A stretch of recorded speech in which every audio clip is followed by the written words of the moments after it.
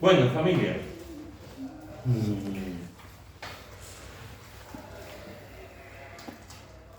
vamos a Habacuc, al capítulo 3 de Habacuc.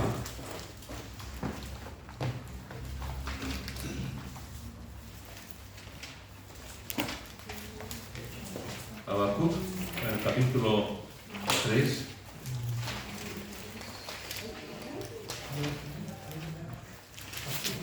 Que ya sabéis que está antes de Apocalipsis. Habacuc, capítulo 3. Y tengo que deciros que Habacuc es que antes de dar la información incompleta. Habacuc está después de Génesis y antes de Apocalipsis. Cuando eso debería ya está ya. La semana pasada estamos viendo acerca de la petición. Y digamos, lo último que estamos estudiando acerca de como la palabra de Dios nos enseña a pedirle al Señor, lo que conocemos como pedirle al Señor, y nos da muchísimos textos en el que se nos invita a ir al trono de la gracia y pedirle al Señor. Muchísimos textos. Y hemos visto cómo la palabra de Dios nos invita a predicar, a pedir acerca de, como vimos hace 2 semanas, acerca de la sabiduría. La importancia que es pedirle sabiduría al Señor, como dijo Santiago. Después hemos visto la semana pasada la importancia de pedir por el amor. De pedir por el amor, que a veces pensamos que el amor es una cosa ya más o menos hecha y no le prestamos tanta atención, cuando tenemos que sobreabundar y no conformarnos con lo que estamos viendo, sino subir un peldaño cada vez más en la relación que podemos tener los unos con los otros y con la gente de la calle y con los vecinos, con los familiares, etcétera, acerca del amor. Esas son, digamos, dos de las peticiones que hemos visto hasta ahora. Pero hay otra petición que aparece en el libro de Habacuc, una petición que a mí siempre me ha sorprendido, me ha animado, me ha confortado y me ha desafiado, que es la que encontramos en el capítulo 3, en el versículo 1 y 2. Habacuc, capítulo 3, versículo 1 y 2. Antes de leerlo, vamos a ver. Querido Padre, gracias por tu palabra, gracias porque podemos centrarnos ahora en ella, gracias porque tú nos das tu palabra viva para que nuestro corazón tenga fuego, Señor. Ayúdanos, Señor, a conocerte más, que en esta tarde tu palabra sea la que nos guíe, que tu Espíritu Santo, Señor, nos dé entendimiento y nos dé también la capacidad de ponerla en práctica. En el nombre de Jesús. ¿Quién quiere leer? Habacuc, capítulo 3, versículo 1 y 2. Oración del profeta Habacuc sobre Sigionot. Oh Jehová, he oído tu palabra y temí. Oh Jehová, aviva tu obra en medio de los tiempos. En medio de los tiempos hazla conocer. En la ira acuérdate de la misericordia. Muy bien. Habacuc es un libro posiblemente juntamente con los profetas menores. Hay algunos de los libros de los profetas menores que son muy conocidos. Por ejemplo, Jonás. Jonás es un libro muy conocido porque además se da para la escuela dominical, se enseña a los niños, los padres muchas veces, con los niños son pequeñitos, les hablamos de Jonás y tal. Pero quitando a Jonás y a lo mejor alguno más, en realidad los profetas menores en un sentido son muy desconocidos. Y tú le dices a un creyente que te diga los nombres de los profetas menores y la mayoría no te lo podrán decir entero, ni por orden. Pero Habacuc es un libro que solamente tiene 3 capítulos, nada más. Se lee en un plis-plas. Habacuc es un libro muy original porque lo que está planteando Habacuc son preguntas al Señor. ¿Por qué el Señor permite el mal? ¿Por qué el Señor permite las cosas injustas? ¿Por qué el Señor permite que las naciones estén haciendo el mal a Israel? Entonces hay como una especie de conversación entre Habacuc y Dios. Es muy interesante, y el Señor le va respondiendo. Me recuerdo a veces como cuando Abraham le pedía al Señor por las ciudades de la llanura, ¿no? Y el Señor le va respondiendo. Y hay una serie de preguntas, ¿hasta cuándo y por qué? Que son muy interesantes. Y al final el Señor le va respondiendo todo esto. Y después de todo ese argumentario, de todo ese diálogo entre Habacuc y Dios, al final, en esta oración tremenda, que es el capítulo 3, Él dice al principio, oh Jehová, he oído tu palabra y temí. Oh Jehová, aviva tu obra en medio de los tiempos. En medio de los tiempos, hazla conocer. Es impresionante esta oración. Y fijaros que dice que es sobre Sigionot. Los comentaristas no se ponen de acuerdo en lo que significa Sigionot. De hecho, hay una disparidad de opiniones en cuanto al significado. Pero básicamente, para reducirlo a dos opiniones que son un poco la mayoría, algunos piensan que Sigionot significa alguna indicación musical. Es como si a lo mejor estamos haciendo estamos en una orquesta, estamos haciendo un número y a lo mejor Pablo, que es el director de la orquesta, hace una indicación. Y a lo mejor hace así con la mano o hace así con la oreja, hace alguna indicación musical para que los músicos o hagan algo, o se paren, o continúen, o levanten, hagan una música más fuerte. Parece que algunos piensan que es eso, una especie de indicación musical en un momento dado. Y otros piensan que fue un instrumento musical. Un instrumento musical y ha desaparecido. Algunos piensan que podía ser como una especie de guitarra y tal, pero bueno, son cosas que están ahí que no se sabe muy bien. De hecho, es una palabra que aparece muy poco, aparece en un salmo y aparece aquí, sobre Sigionot. Pero ese es un poquito, más o menos. ¿Tú qué has leído? Sí, propone, tal vez fuera un instrumento de cuerda o una expresión musical usada para acompañar a los cantores. Muy bien, menos mal que no he mentido. Entonces, no me he equivoquado.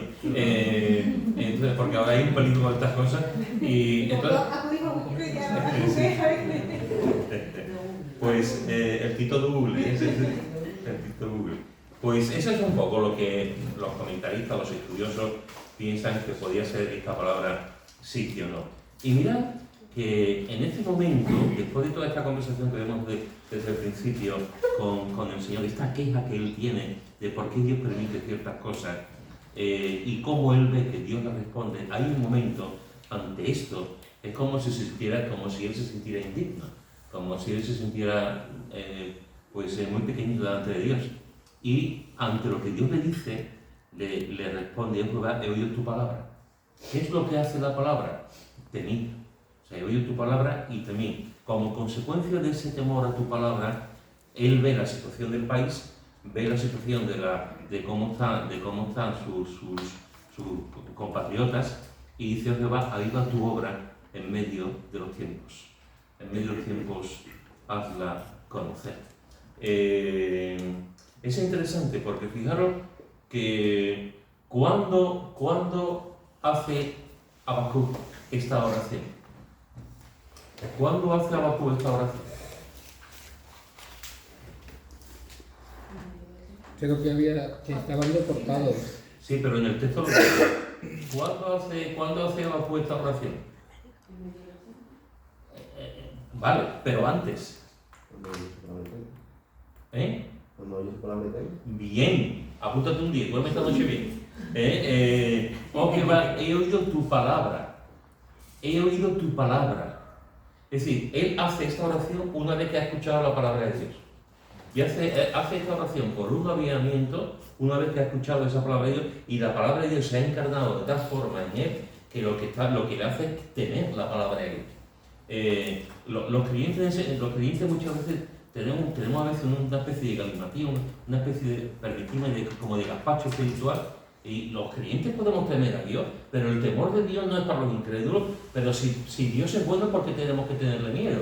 Y el miedo es igual al temor, que a veces unas cosas dicen, y uno tiene que decir, sí, evidentemente que sí, que al Señor tenemos que tenerle temor, no el temor de un miedo que te hace, que no te mueve, de un miedo que te impide vivir, de un miedo ante un ser como Dios que no vive cada día porque tiene el temor de no puedo hablar porque Dios se va a enfadar, no puedo pensar esto porque ¿qué va a pensar Dios de mí? No puedo decir esto, o sea, un miedo paranoico. Ese miedo paranoico no es bíblico. Ese miedo de tener un miedo atroz a Dios que nos impida vivir como Él quiere, no. Ahora, el miedo que aparece en la Escritura es el miedo del respeto, es el miedo de la reverencia, es el miedo de no hacer algo que tú sabes que a Dios le va a doler. Y el hecho de que sabemos que vamos a ir al cielo, el hecho de que sabemos que el Espíritu Santo muere en nosotros, el hecho de que sabemos que Cristo ha muerto por nosotros, no significa que dejemos de temer a Dios. Al contrario. Siempre digo que cuanto más conocemos al Señor, más le amamos. Pero también está la otra parte.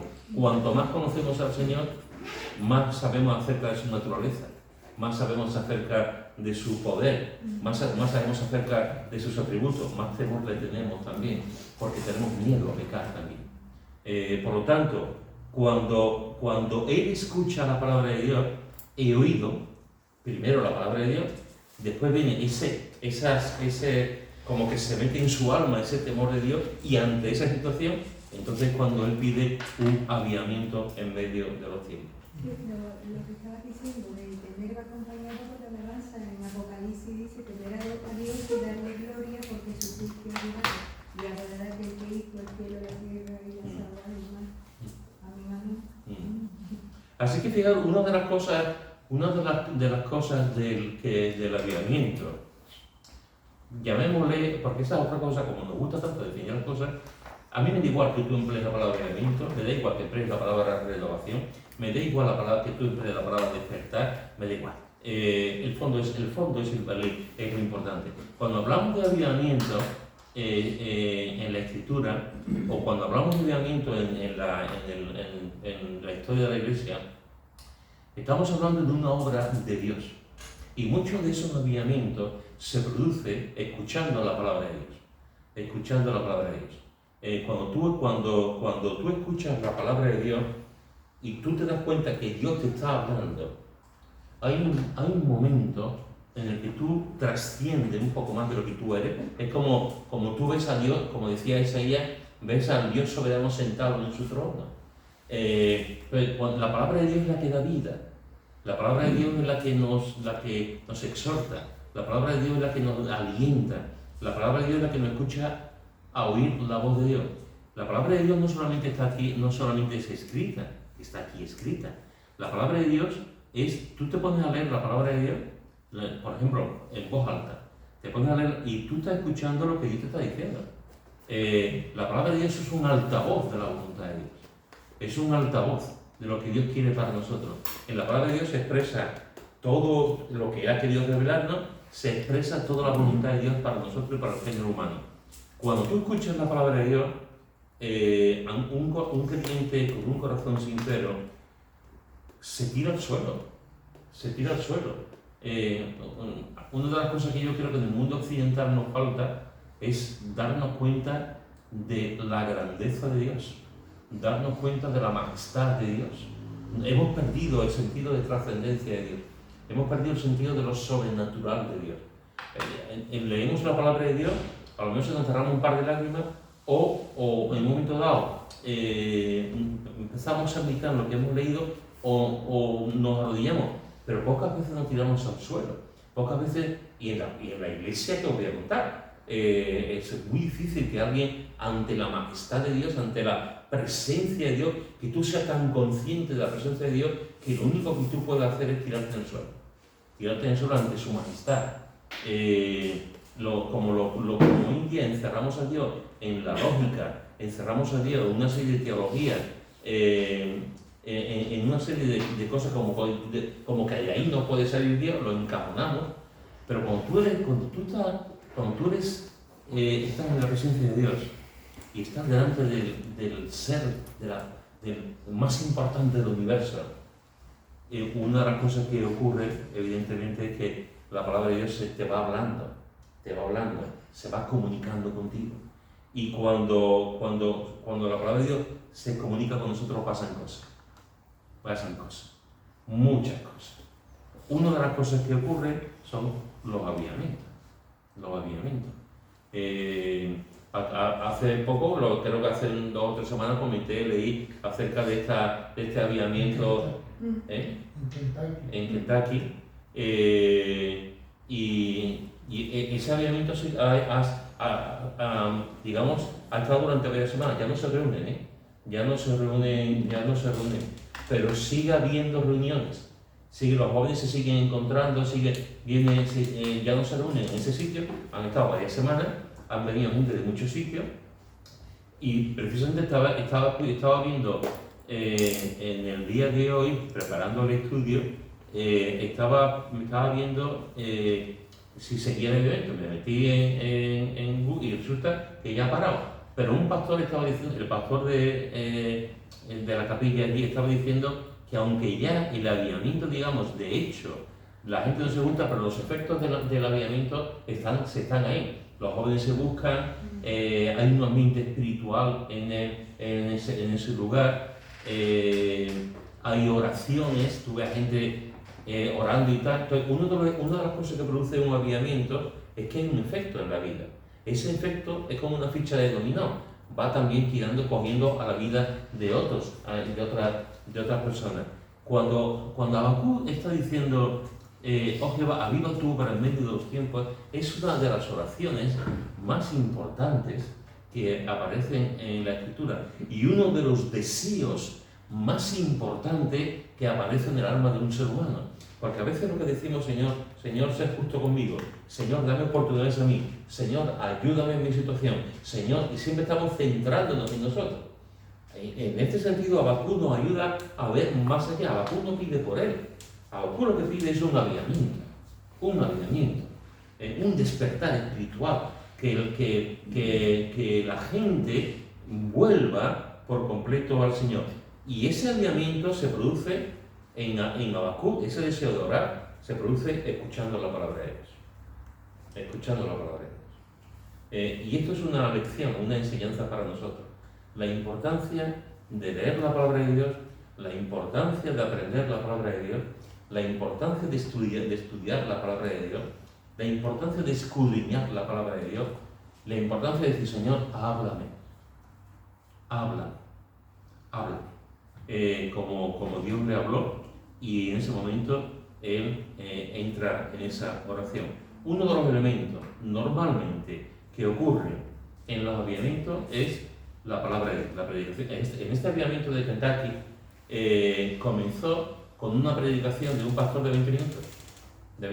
O sea, empezó la reunión, dio un mensaje de 20 minutos y a partir de ese momento, un mensaje que tú lo ves, yo he leído algo de ese mensaje y bueno, un mensaje que tampoco es... Y sin embargo, a raíz de ahí, los jóvenes empezaron a orar, se fueron ante el altar, empezaron a quebrantarse, empezaron a llorar, se empezaron a abrazar y durante varias semanas no ha parado. Entonces, una de las cosas, cuando tú estás estudiando la doctrina de los avivamientos, la enseñanza de los avivamientos, una de las cosas que en muchísimas ocasiones ocurre es que comienza con la palabra de Dios. Y no estoy pensando solamente en un pastor que predique. Hubo un avivamiento que comenzó con un hermano de una iglesia que leyó un texto en Gales, que además era minero, leyó un texto en la iglesia y a raíz de la lectura de ese texto y un pequeño comentario que él hizo, se produjo el famoso avivamiento de Gales. Que duró un tiempo.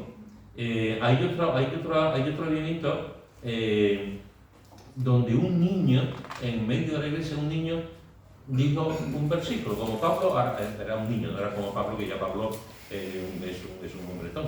Sí, un versículo, y ese versículo dicho por un niño, hubo un cambio en esa iglesia. Es decir, es verdad que hay muchos avivamientos que se han producido porque los predicadores han usado la palabra de Dios, pero no siempre. Entonces, hay hermanos que han enseñado, que han dicho la palabra, que han leído algún texto, y a partir de ahí ha habido como una antorcha, que se ha encendido.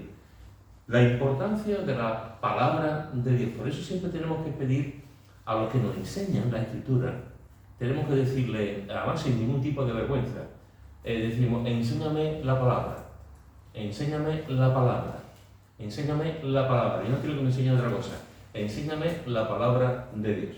Porque lo que necesitamos por encima de todo es oír lo que Dios tiene para nosotros. Pero no solamente, digamos, el avivamiento comienza con la palabra de Dios. Mirad lo que dice en 2 de Crónicas, capítulo 7, 2 de Crónicas, capítulo 7, versículo 1 al 3. 2 de Crónicas, capítulo 7, versículo 1 al 3. Quien lo tenga lo puede ver. Cuando Salomón acabó de orar, descendió fuego de los cielos y consumió el holocausto y las víctimas. Y la gloria de Jehová llenó la casa. Y no podían entrar los sacerdotes en la casa de Jehová, porque la gloria de Jehová había llenado la casa de Jehová. Cuando vieron todos los hijos de Israel descender el fuego y la gloria de Jehová sobre la casa, se postraron sobre sus rostros en el pavimento y adoraron y alabaron a Jehová diciendo, porque Él es bueno y su misericordia es para siempre. Muy bien. Fijaros que esta es una oración de dedicación que hace Salomón por el templo. Posiblemente sea la oración más larga registrada en la Escritura.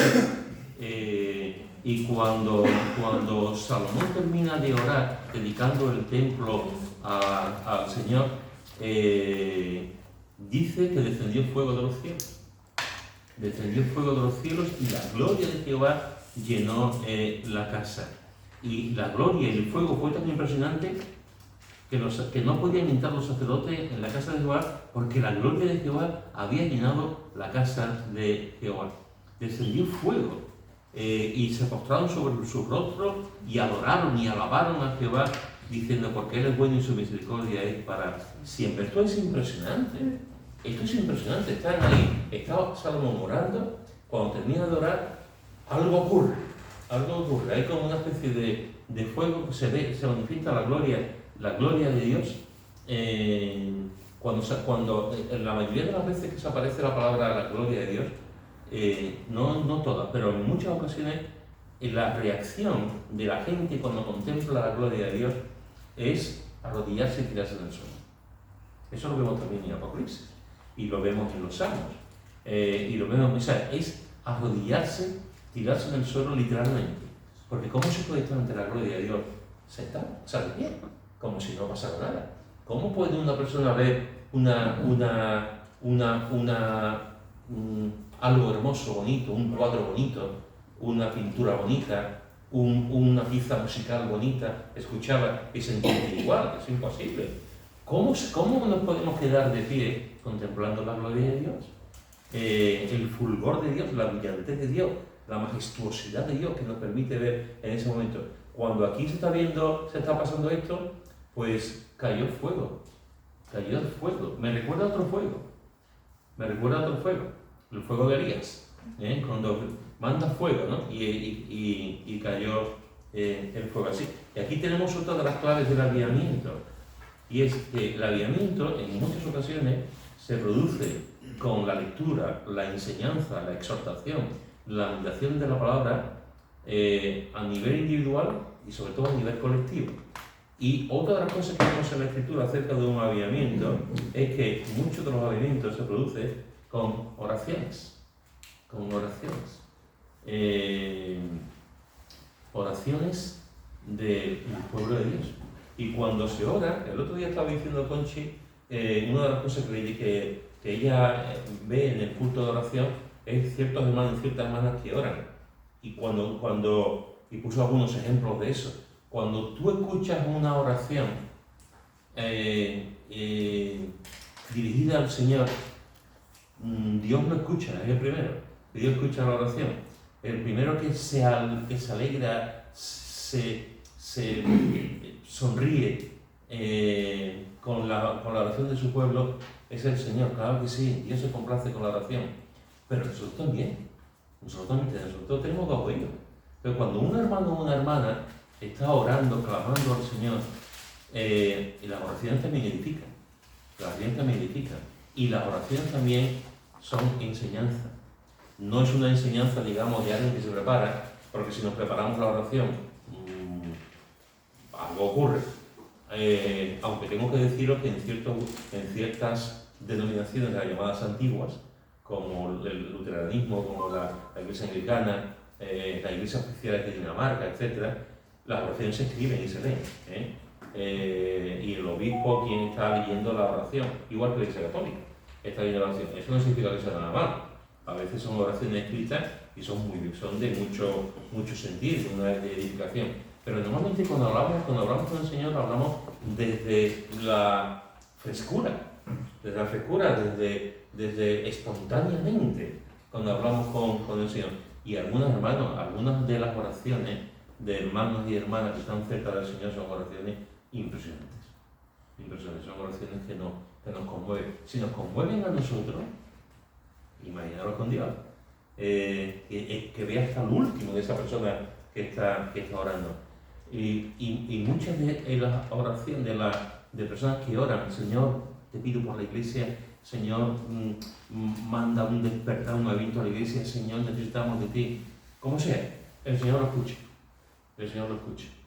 Y se producen, pues, avivamientos porque Dios responde a la oración. A veces Dios responde después de 20, 25, 30 años. Leí de una historia que no recuerdo yo ahora el nombre, pero leí de un misionero que se había llevado 20 y tantos años en un sitio, él y su familia, 20 y tantos años en un sitio y no se había convertido en nadie. Algún contacto sí, amistades sí, charlas, reuniones sí, pero no se había convertido en nadie. Y bueno, el hombre se fue a los 20 y tantos años con su familia a su país y vino otro misionero. Y ese misionero, el Dios lo usó de tal forma que se produjo un avivamiento y hubo un montón de gente que se convirtió. Claro, digamos que, por decirlo de alguna forma, la fama se la llevó este misionero que había llegado. Pero es que el otro había estado 20 y tantos años, había estado sembrando. Y el otro, el pobre mío, no vio nada. Y Dios respondió. En su momento, Dios respondió. Los planes de Dios son así. Pero en el momento, Dios actúa. Y muchas veces estamos 20, 30 años, Señor, manda fuego. Señor, manda un avivamiento. Señor, y pasan 20, 30, 40 años y parece que nunca va a ocurrir. Pero ojo, el tiempo de Dios no es el nuestro. Nosotros lo que tenemos que seguir es, Señor, orar. Señor, que España sea para ti. Esa es nuestra oración. Señor, aviva tu obra en medio de los tiempos en España, en Europa. Aviva tu obra en medio de los tiempos. Esa es nuestra oración. Y el Señor escuchará.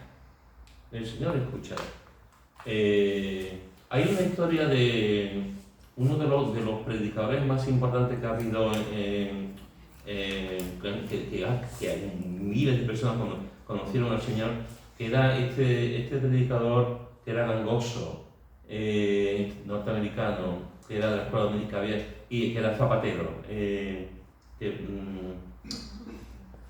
No Billy Graham ni Billy Sunday, era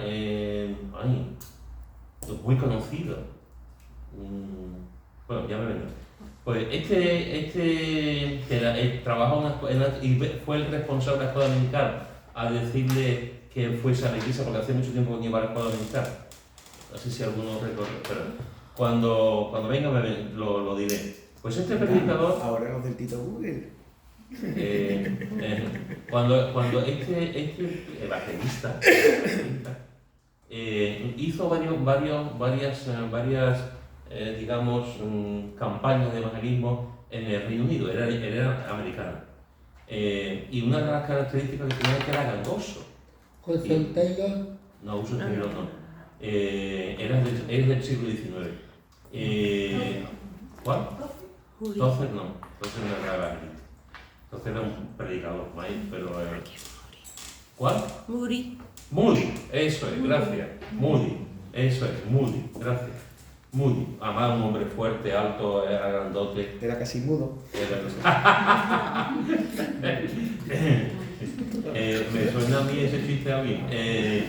Fijaros que en este sentido este hombre, Dios lo usó, iba a la escuela dominical, dejó la escuela dominical, estaba trabajando en una zapatería, su maestro de escuela dominical fue al trabajo donde estaba y le exhortó a que volviese a la iglesia, ya era un muchacho, que volviese a la iglesia y tal, y el hombre volvió y tuvo el llamamiento de Dios para predicar, y fue en muchos sitios predicando, llenaba los estadios, sobre todo lo que había en aquel momento eran las carpas, había era una época de muchas carpas. Bueno, pues lo invitaron a predicar en varias ocasiones en Estados Unidos, y se cuenta que en Estados Unidos, en Inglaterra, una de las veces que fue a Inglaterra, iba a ir a una gran ciudad, y por alguna razón, que yo no recuerdo ahora, pero lo leí, por alguna razón pasó por un pequeño pueblo, y como pasaba por un pequeño pueblo, pues habló con los responsables, había de algunas iglesias, con los responsables del equipo que te iba a poner, se adelantaron y dijeron: va a pasar el evangelista Moody, ¿os interesa que esté aquí y que haga una campaña, que predique y tal? Claro, los pastores dijeron que sí, era un pueblo pequeñito. Y él fue y hubo un avivamiento en ese pueblo. De hecho, cuentan que durante muchísimo tiempo la policía era innecesaria que caminase por la calle, porque no había delincuentes, no había robo, hubo algún bar tuvo que cerrar porque la gente no iba a beber. Entonces fue una obra tremenda en ese pueblo, ¿no? Pues todo surgió porque dos hermanas mayores estaban todos los días orando, de hacía 40 o 50 años, orando por su pueblo, por su ciudad, para que la ciudad conociese al Señor y fuese animada. Aunque había varias iglesias locales, pero eran iglesias locales que estaban allí y no tenían vida. O tenían vida, pero estaban muy fosilizadas en un sentido. Y llegó allí. Y entonces fue cuando estas dos hermanas, cuando llegó Moody, predicó, hicieron la carpa y empezó a ir el pueblo, estas dos hermanas se presentaron ante Moody y le dijeron: ¿sabe usted que llevamos orando por usted durante un montón de años, mi hermana y yo, para que usted venga a este pueblo? Y Moody le dijo: no lo sabía. Y dice: sí, pasa que nosotros no sabíamos cómo comunicarnos con usted, este es un pueblo pequeñito, usted va a ciudades grandes, no sabemos cuánto iba usted a llevar, el dinero que iba usted a llevar, la verdad es que no, nosotros estamos orando para que usted viniese a este pueblo. Y después de un montón de años, porque tenía que ir a la ciudad y no fue, pasó por allí y estuvo 2 o 3 días predicando el Evangelio, y hubo un despertar espiritual en el pueblo. Estas son cosas que Dios hace nada más. Nosotros podemos programar, digamos, incluso unas campañas, o vamos a tener unas reuniones especiales como iglesia, lo podemos hacer, y de hecho debemos hacerlo. Y a lo mejor no pasa nada. Pero en el momento menos que tú no te crees que ya ha pasado, en el momento que tú dices: nadie se va a convertir, en el momento que tú piensas que llevamos ahora años y años y años orando por España, y en el momento, ¡pum!, todo cambia. O por un pueblo determinado, o por una situación determinada. ¿Por qué? Porque Dios responde a la oración. Lo que nosotros tenemos que ser es fieles en la oración. ¿Me gustaría ver que España haya 30 millones de convertidos? Pues me encantaría, como todos los que estamos aquí. Pero a lo mejor no lo puedo ver. A lo mejor resulta que lo puede ver el que venga detrás mío, como pasó con este misionero. No lo sabemos. Pero sí sabemos que tenemos que orar. Y cuando oramos por un avivamiento, hay fuego, como pasó aquí. Y hay un despertar en el Señor importante. ¿Cuándo tenemos que orar por un avivamiento? Según tú, ¿cuándo tenemos? Hemos visto 2 elementos importantes del avivamiento: la predicación, la enseñanza de la palabra de Dios, el impacto de la palabra de Dios, y la oración. Según tú, una iglesia o una persona individualmente en su casa, en sus oraciones, ¿cuándo necesitamos orar por un avivamiento?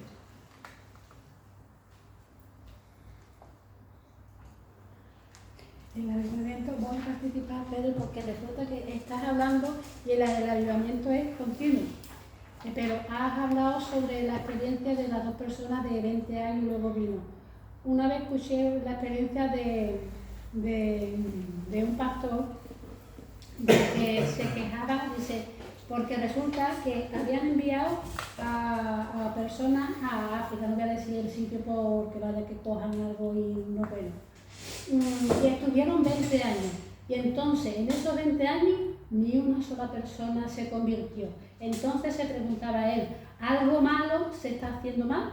Algo se está haciendo mal porque no es normal. Dice, toda semilla tiene su tiempo. Y dice, la semilla más tardía es el roble. Y tiene su razón de ser, a los 20 años. Y entonces decía, no es normal que en 20 años no surja esto.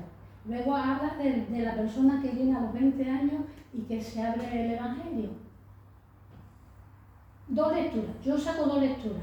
Uno decía, algo se está haciendo mal. Y el otro viene y se le abre las puertas. Puede una tener esa opinión. Y sobre Moody, yo también estaba escuchando de tu testimonio y digo, me parece a mí que yo también lo he leído a raíz del avivamiento de Kentucky. Porque hay gente que dice, ¿cómo que no? Y entonces el avivamiento de Moody fue que se dio en la población. Los mineros, en vez de ir los domingos a la taberna, iban a la iglesia. Entonces, tú puedes ver mucho avivamiento, pero si tú no ves el cambio en la persona, tú dices, pues sí, muy bonito, muy bonito. Pero en el Moody se vio que la gente no iba a la taberna los domingos, a la iglesia. La delincuencia, pues ya no había tanta delincuencia. Y todo eso sopesó en aquello y se puede decir que sí, que es un avivamiento. Sí, sí. Una de las cosas que también tenemos que tener, en la primera parte lo ha dicho Conchito, si un misionero que esté durante 20 o 25 años en un sitio y no haya convertido, ¿significa que algo no se ha hecho mal? Dice, es que ni una persona. Pero ¿significa que no se haya hecho mal? Es que lo estás preguntando doble negativo Sí. y no te entiendo.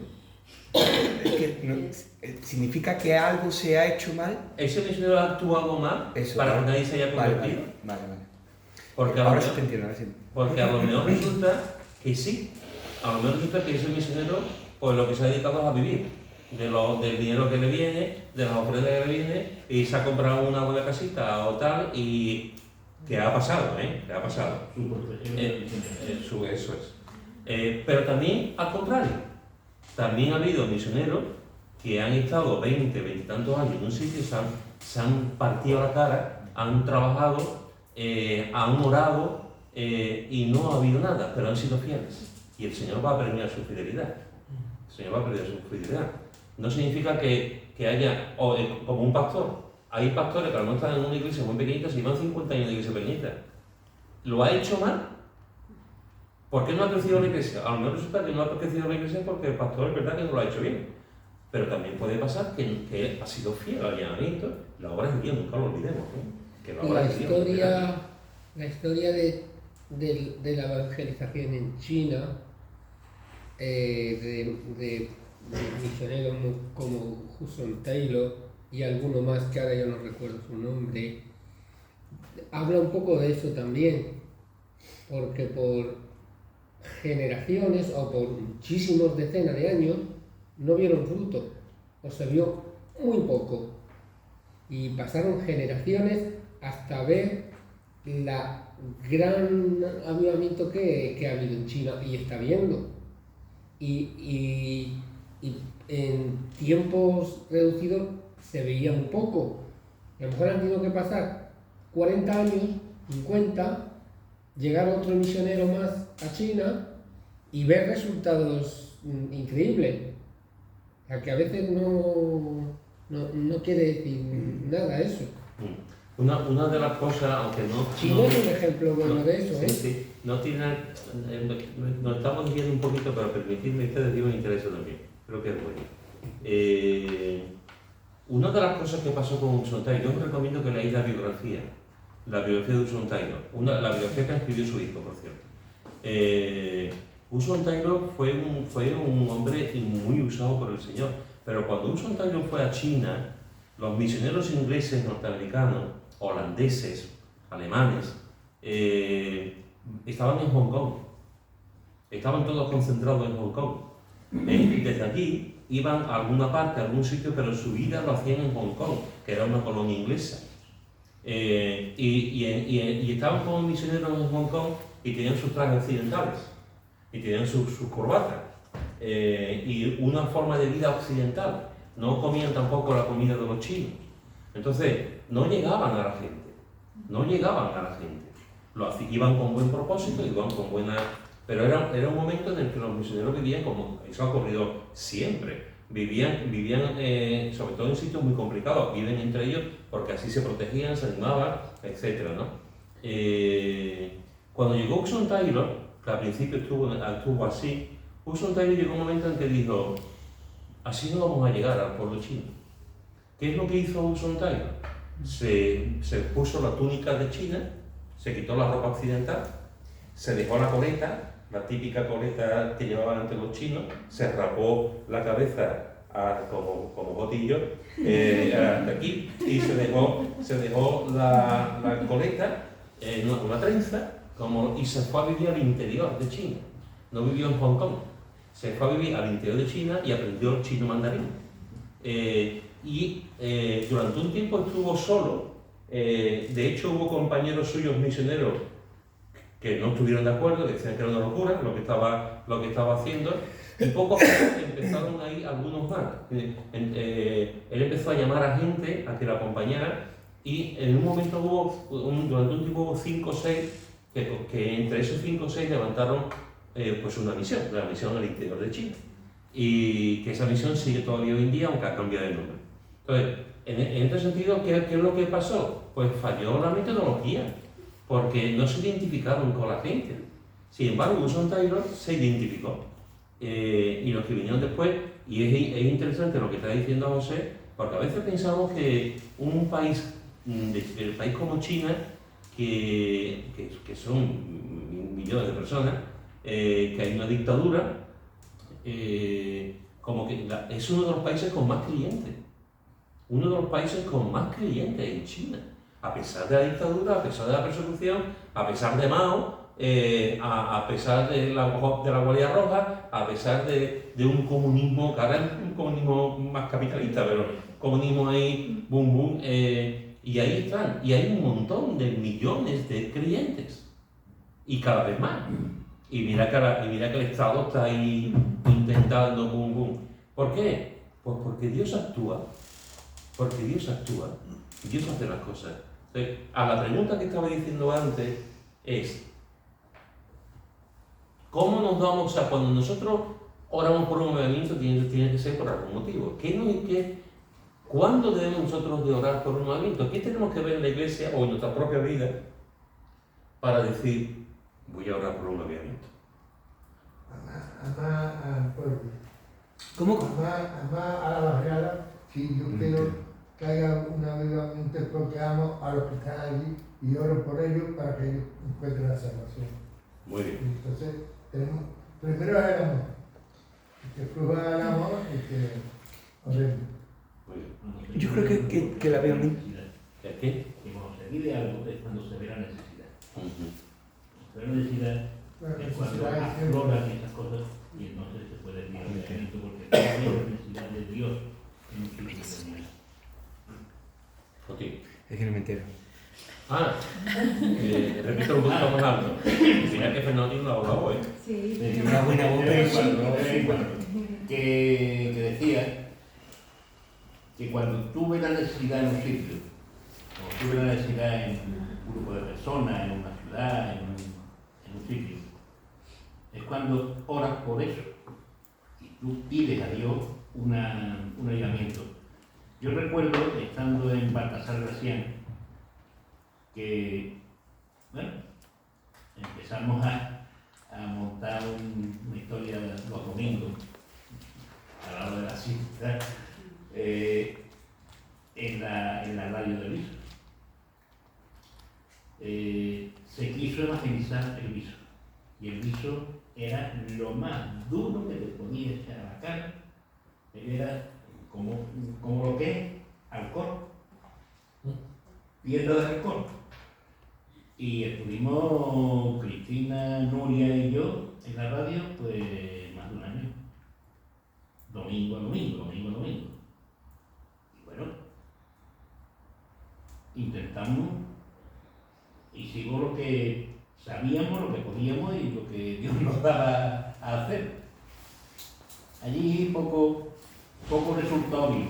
Sin embargo, hoy día, hace unos cuantos años, un hermano, Fernando de Gregorio, no sé si lo conocéis, fue allí, al Viso Mairena, abrió una iglesia allí, porque como están tan pegados uno y otro, la abrió en medio, y iban los del Viso y los de Mairena. Y hoy hay una iglesia obrera, más o menos como esta. Y son duros, pero los tiempos de Dios no son los tiempos nuestros, evidentemente. Y ocurren una serie de cosas que hacen que la gente vaya a la iglesia. Lo que está claro que, como bien ha dicho Pedro, el Dios es soberano y deshace cuando quiere y como quiere. La pregunta que has dicho de ¿cuándo debemos de orar por avivamiento? Yo creo que siempre. Pero ¿cuándo ocurre el avivamiento?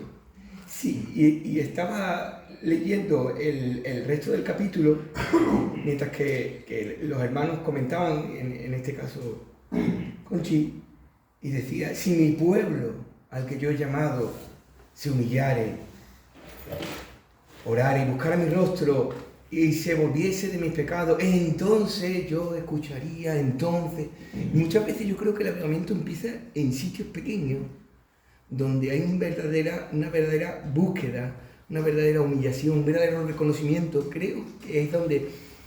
Y no creo que esto ocurra en sitios grandes.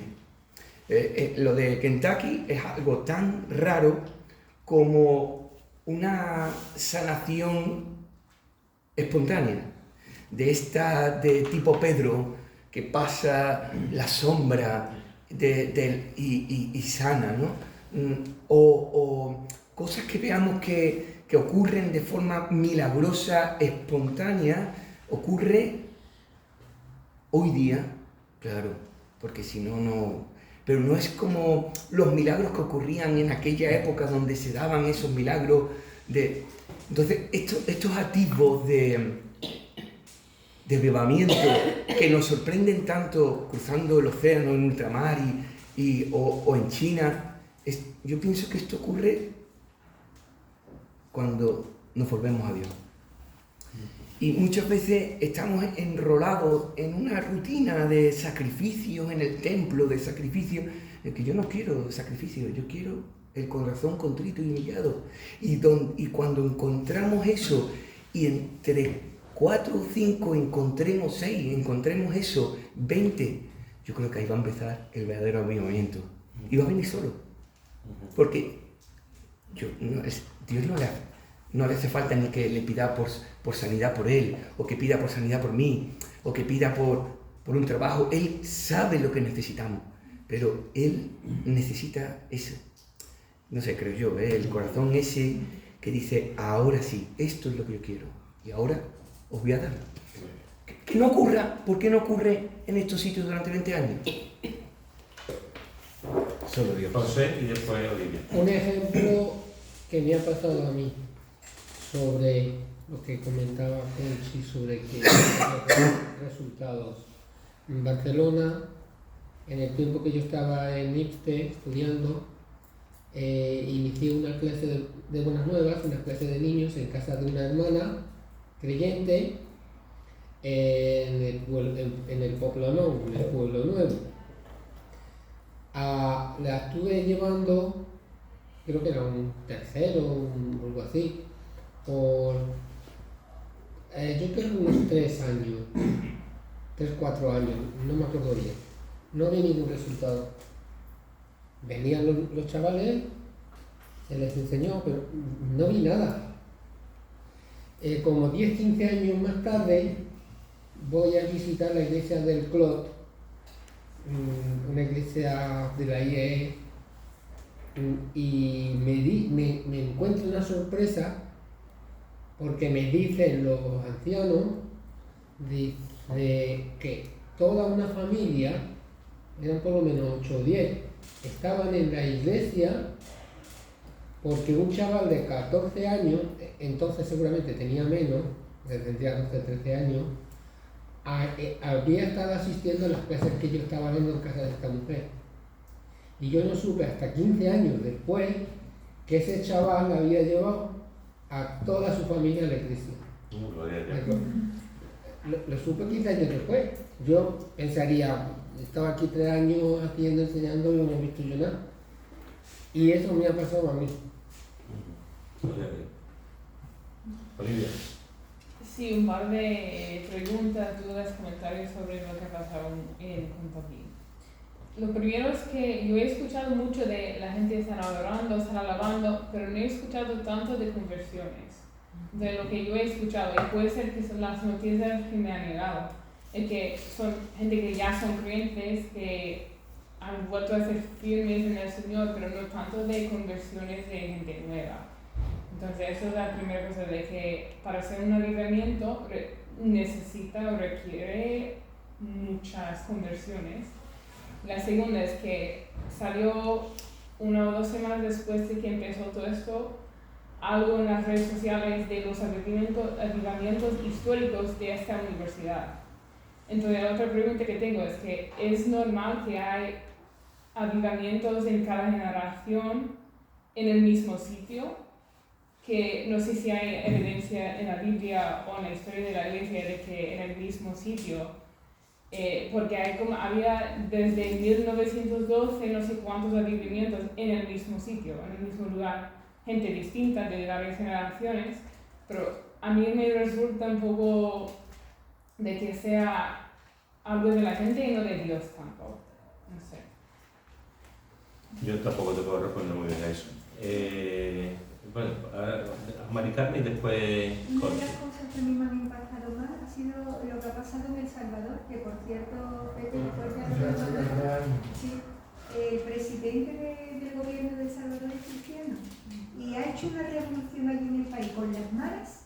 Ha quitado todas las maras del país, que allí trabajaba la bentigola, bueno, las peores maras que había en todo lo que era América Latina, estaban en El Salvador, y las ha quitado, las mandado a la prisión, los que tenían que estar en prisión, y dice que El Salvador ha dado un cambio, y de hecho cuando lo ascendieron, no sé cómo se dice la palabra, no ascendieron, sino cuando lo nombraron presidente de El Salvador, estuvo un pastor que es argentino, un tal Hebel, no sé, Dante, ese, y estuvo orando, y dice que las personas se convirtieron y todo, fue impresionante. Yo eso lo he visto como un avivamiento en un país latino, ¿no? Y sobre lo de Kentucky, escuché a la persona que les predicó, y entonces no me acuerdo exactamente dónde empieza y dónde termina, pero lo que sí tocó como la fibra sensible, de que él sabía de que había muchas personas abusadas. Entonces le dijo que no sufrieran inútilmente por aquello, que perdonaran, porque ellos son los que sufren. El llevar la carga esa de ser abusado era lo que le estaba haciendo sufrir. Entonces fue como tocarles donde les dolía, de que son personas han sido abusadas y que sufrían por ello. Que se olvidaran de aquello, que perdonaran, porque es la única manera de ser tú sanado. Y entonces empezaron aquello fue el comienzo. Estás por ahí. Mira, yo no estaba allí y tampoco le di la información que llega, pues es una información la que leemos. Pero permitidme deciros una pequeña reflexión en todo esto, como en tantas otras cosas. Hay avivamientos que producen un despertar en el pueblo de Dios, solamente te lo digo. Cuando hablamos de avivamiento ahí, y vemos por ejemplo en la escritura, vemos que hay que cuando perdemos el primer amor, en Apocalipsis, nos dice que nos arrepintamos. Eso se dirige al pueblo, se dirige a los creyentes. O que somos sobrios, digo yo. Sobrios debemos estar. Pero que somos tibios, también se dirige a los creyentes, a la iglesia. Es decir, puede haber iglesias que son tibias, superficiales, y en pecado. Y en medio de esa situación Dios manda un aviamiento. No es un aviamiento, por eso he dicho antes lo de la palabra, que me da igual la palabra que empleemos, porque hasta por eso podemos llevarnos 2 horas para decir, no, es esto, me da igual. Al despertar, aviamiento, Dios despierta a una iglesia y es a creyentes, que esos creyentes están totalmente apagados. Eso es un aviamiento, un despertar en los corazones. Y esos corazones, esos creyentes que se han despertado, que estaban apagados, van a compartir el Evangelio porque sus vidas han cambiado en ese sentido. Hay otro aviamiento, como estaba diciendo Olivia, en el que el aviamiento hace que la gente se convierta y cambia el sitio, el lugar donde se encuentra. Pero también hay una tercera cosa que tenemos que tener presente, por lo menos yo lo tengo presente, y es que a veces, desde la óptica de fuera, desde la lejanía, somos demasiado críticos. Somos demasiado, empezamos a poner a la cuarentena. Esto no es un evangelio, es un avivamiento, yo no me lo creo, no se emplea estas palabras, no se ha dicho esto, ha ocurrido esto. O sea, a veces los propios cristianos, los propios creyentes, somos los primeros en no creer lo que está ocurriendo. Y empezamos a criticar. No digo que, pero empezamos a, que estos hermanos ya han dicho, Sí, empezamos... corrigiendo el contexto de una universidad cristiana, estoy un poco... Entonces empezamos al menos a decir, tiene que ser bajo nuestro punto de vista, bajo nuestra doctrina, bajo nuestra cosmovisión, nuestra manera de entender, y si no es así, entonces no es un elemento. Y tenemos que tener mucho cuidado, porque a veces Dios actúa y no nos lo cree.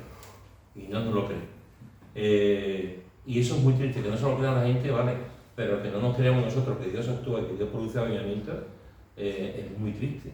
Y pero eso... a veces puede afectar la concepción que tú tienes del lugar en el que estás o en el entorno en el que tú vives, y cuando sucede en otro lado dices, no, como aquí es así, allí cómo va a ser digo yo, ¿no? En España viene alguien de fuera, no, uy, en 2 años voy a tener 200, llega aquí, se estrella. Y entonces aplicamos nuestra visión de aquí y decimos, ¿pero cómo va a ser allí? Y el aislamiento no es cómo funciona una empresa. Tú mandas a un grupo de personas a una empresa, ¿para qué? Para que vaya abriendo mercado. No se trata de abrir mercado. Esto no es abrir mercado. Esto lleva la palabra de Dios. Y Dios es el que va abriendo lo que tiene que abrir, que son las mentes y los corazones. Entonces, muchas veces, bueno, tú lo has dicho hace un momento, lo de este pastor que entendió lo que dice Pablo en la palabra, que se hace judío para traer a Cristo a los judíos, se hace griego para traer a los griegos, se hace gentil para... Depende de donde esté, me hago.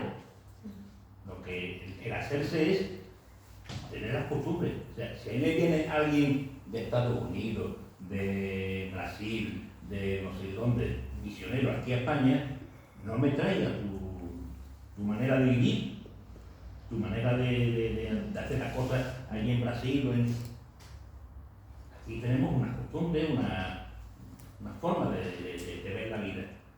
Tráeme la palabra de Dios, simplemente. Y me predica la palabra de Dios, pero no me predique lo que ustedes hacen aquí, ni siquiera las comidas de aquí. Pónmela un día, tú me las haces, me las pones un día y yo las pruebo. Pero ya está. Pero no me hagas vivir como viven allí. ¿Por qué? Porque esto no es aquello, ni aquello es esto. Es como si yo me voy ahora de misionero allá a Brasil y quiero imponer por narices el gazpacho. ¿No? Bueno, podrías hacerlo. Podría hacerlo, no está mal, por verlo a mí. Pero bueno, lo que debe llevar es la palabra de Dios. Entonces, este hombre cuando fue allí a China, hizo lo que tenía que hacer, meterse en el corazón de China. Hay una película de 55 días de Pekín que dice muy bien lo que pasaba en China con todos los países alrededor, Inglaterra, España, Alemania, Está todo ahí queriendo coger un cachito. Porque lo que estaban era, dentro de la miseria siempre están los buitres cogiendo cachitos, ¿no? Ahí están todos los países queriendo coger cachitos.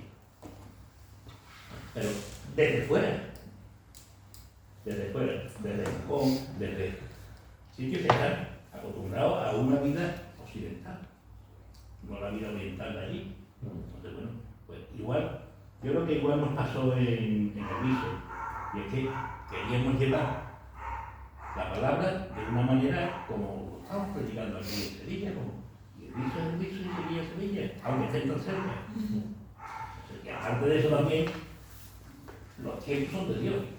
Y el galardón, ya Dios nos lo dará como galardón, pero que nosotros vamos a sembrar aunque no salga nada. Aunque no salga nada. Ya. Vamos a terminar, familia, ya hoy son las 1:15. Vamos a terminar. Continuamos la semana que viene, con el tema porque se ha quedado un montón. Continuamos la semana que viene. Hoy hemos visto que una de las peticiones que podemos hacer, de hecho debemos hacer, es pedir por un aumento. Pedir por un aumento, y eso a Dios le agrada. De hecho, es una de las oraciones más importantes. Digo tu obra en medio del tiempo, hazla conocer. Esa es una oración que debemos hacer diaria. Y orar por un despertar en nosotros, individualmente, en nosotros. Si vemos que nuestro corazón está apagado, está frío, no tenemos fuego, que oremos al Señor, Señor, ayúdame a no ser frío, ayúdame y orar también por un movimiento, si vemos que la Iglesia necesita, y el país y que Dios nos ayude a creer, y a veces, como digo en ocasiones, somos los primeros en no creer. Eso no, creer que puede haber teatro, que puede haber cosas, evidentemente. De hecho, ha habido pastores y predicadores que han hecho teatro, y han contratado una campaña y sanidad, y a lo mejor un paralítico se ha puesto a andar, y sanidad, milagro, y después resulta que le habían pagado un dinero para hacerse el paralítico. Entonces, es verdad que hay cuentos así, que hay situaciones así, tristemente, en la obra de Dios. Pero también pero también es cierto que hay gente sincera, sencilla, amante del Señor, que comparte la palabra, y debemos de creer en el poder de Dios, en lo que Dios es. Eso es lo principal, pero perdón que te interrumpa. Me ha venido a la mente una vez, me llegó José, porque como sabes que me gusta escuchar, pues dice, va a haber en Torreblanca un grupo de hermanos que van a evangelizar. Pues allá que me llegó y estuvimos allí escuchando la evangelización. Y entonces, al final, pidió el pastor, si alguien tiene malestar o está malito o lo que sea, pues que salga, que oramos nosotros, que el Señor hará lo que tenga que hacer. Y entonces, pues nadie salió, y entonces decía el pastor, no hay ninguno malo, y es verdad, vamos al médico y están los sitios llenos, le dices que van a orar por ti, y nada. Entonces, si no creemos en las cosas del Señor, pues eso va a pasar de largo, como si nada. El Señor también quiere que, por lo menos que se demuestre, porque al Señor parece que lo ningunean de una manera que no es plan. Terminamos, familia. Perdóname, Fernando, que te dije que iba la poesía del amor. ¿Has hecho la poesía? Pues léela y terminamos con que todavía lo he dicho al principio. Si podéis ponerlo por delante, 1 Corintios 13, a partir del versículo 4.